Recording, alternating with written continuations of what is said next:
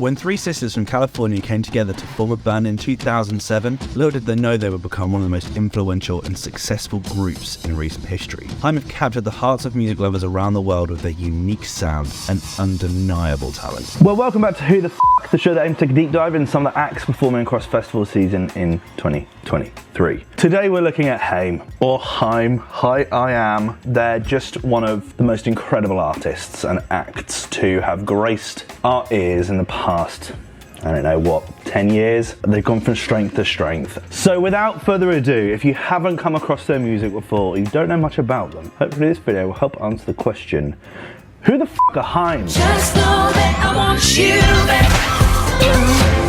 HAIM are made up of three sisters, Estee Ariel, Danielle Sari, and Alana Michael. They're from San Fernando Valley, California, United States of America. They were encouraged to listen to their parents' 1970s classic rock and Americana records. During their childhood, the family formed a band called Rockin' HAIM to play cover versions at the local charity fairs, with Morty, that's their dad, on drums, and Donna, their mum, on guitar. There's a whole bit here about touring with Julian Casablancas and some lucrative record deals with CeeLo Green. I'm going to skip to June 2012. Following some supporting slots for Acts like Edward Sharpe and the Magnetic Zeros and Kesha, they released their debut single and subsequent EP entitled Forever.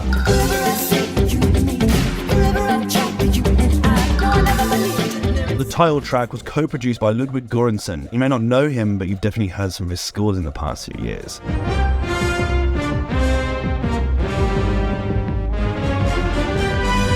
This secured them a deal with UK record label Polydor, a subsidiary of Universal. You may know some of their other artists, people like Sam Fender, Lana Del Rey, Blink-182, Jimi Hendrix, and a small band called Nirvana. In the second half of 2012, they went on tour supporting Mumford & Sons, as well as Florence and the Machine. 2012 for those bands, Florence and Mumford, absolutely massive.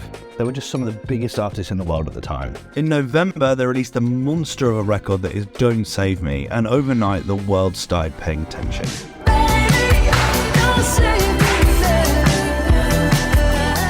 At the start of 2013, the BBC announced that they'd won the BBC Sound Of Award alongside runners-up Aluna George, Laura Mvula, Churches, King Crawl, and a little act called The Weeknd. They spent most of 2013 recording their debut album alongside the brilliant James Ford and Ariel Rashad. In February 2012, they released the album's third single and standout, Falling.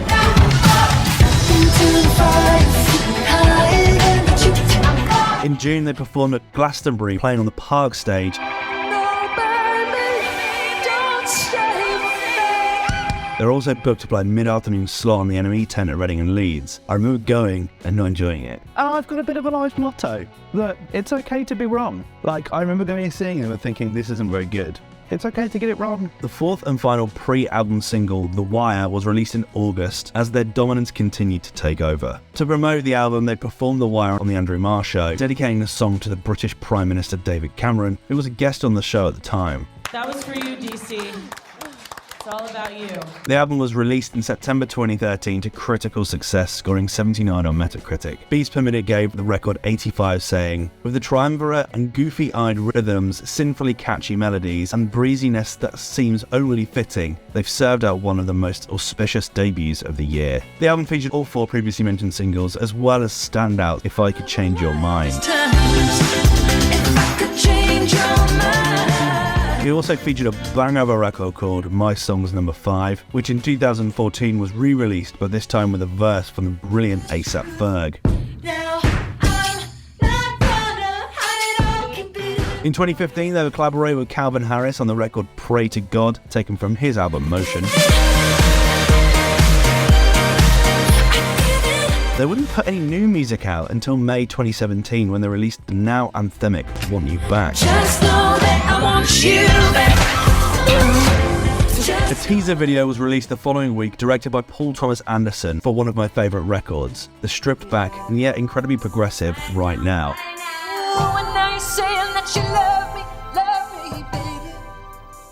Prior to the album's release, they put out one final single, the insane Little of Your Love.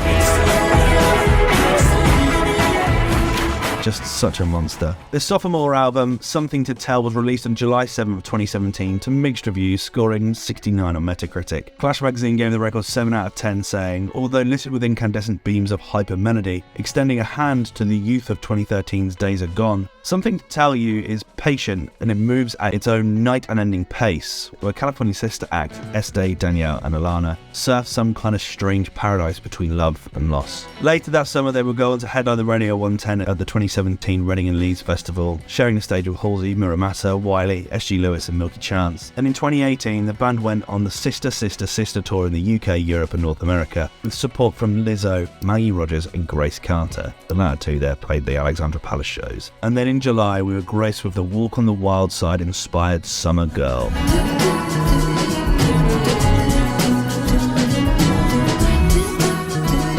They closed out 2019 following up Summer Girl with 2 records. The first, Now I'm In It,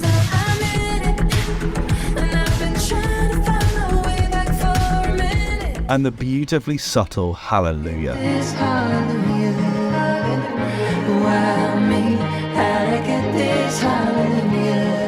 In March 2020, they announced they would be releasing the 3rd studio album in April and put out the next single taken from it, The Steps. Every time I think that I've been taking the steps. It's always given me massive Fleetwood Mac vibes. It's an absolute banger. It's all about that guitar lick at the start for me. Both of them. One's really sexy and one is just sexy. Announcing an album at the start of March 2020, there's a curse there. Remember that time? So they ended up having to delay the album. But fortunately they kept us on the hook, releasing the gem that is Don't Wanna.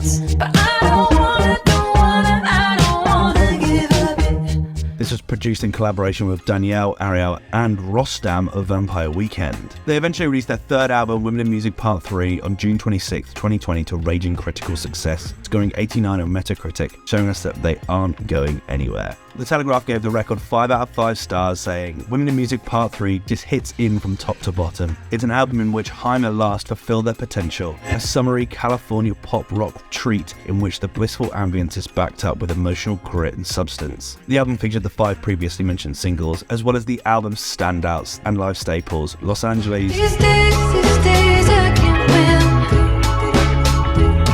These days I can't. almost burial inspired I Know Alone. Nights turn into days, I turn to grey. In July, the band announced the One More HAIM tour with select dates in the US, Canada, Europe and the UK. In December 2022, the 3 of them would collaborate with longtime friend and pop superstar Taylor Swift on the record Nobody, No Crime for her album Evermore. I think he did it, but I just can't prove it. In February 2021, they released the extended version of Women in Music Part 3 with new versions of Gasoline featuring Taylor Swift Gasoline. and 3 AM featuring the brilliant Thundercat. I listened to that version more times than I care to announce. Calling 3 a.m. My head is spinning. November 2021 saw the release of Licorice Pizza, a film directed by frequent collaborator Paul Thomas Anderson, and featured Lana in the lead role, with Estee, Danielle, their father Morty, and mother Donna also making a small appearance. I'm Essie. I work for mom and dad. I'm perfect. I'm a real estate agent. Alana doesn't have her life together. Alana brings home stupid boyfriends all the time. The film was subsequently nominated for 3 Oscars at the Academy Awards, including Best Director, Best Adapted Screenplay, and Best Picture. It's a great film, you should definitely go and watch it. The last piece of music they put out was called Lost Track. It was in March 2022. Had a real nice block and spiel going on in it, and feels very HAIM. Deepest cut that I can feel. Find my grip on the steering wheel. They spent most of 2022 finishing up the One More HAIM tour, as well as supporting Red Hot Chili Peppers on a couple of their North American dates, and they've also been announced as one of the supports for the Eras tour for Taylor Swift in 2023. So there you go, that's HAIM. I think they're one of the best bands in the last 10 years. I think that they're incredibly unsung. Probably if there were 3 brothers, they would be really, really popular and everyone would love them and they'd be like, you know, the new Beatles or like the new Oasis. But because they're 3 sisters, everyone's like, oh, they've been given what they've been given. They're f***ing great. You don't go back-to-back bangers. Like, you don't go past that. They're just 3 people that love music and shred and are f***ing talented, and I love that about them. I remember seeing them at Reading and not liking them, and then seeing them support Kings of Leon maybe a year or 2 later and being like, oh, they were f***ing great. Anyway, what do you think? Are you a big fan of HAIM? Have you seen him perform before? Let me know your thoughts in the comment section below as always, and I will of course see you in the next one. Cheers. Bye.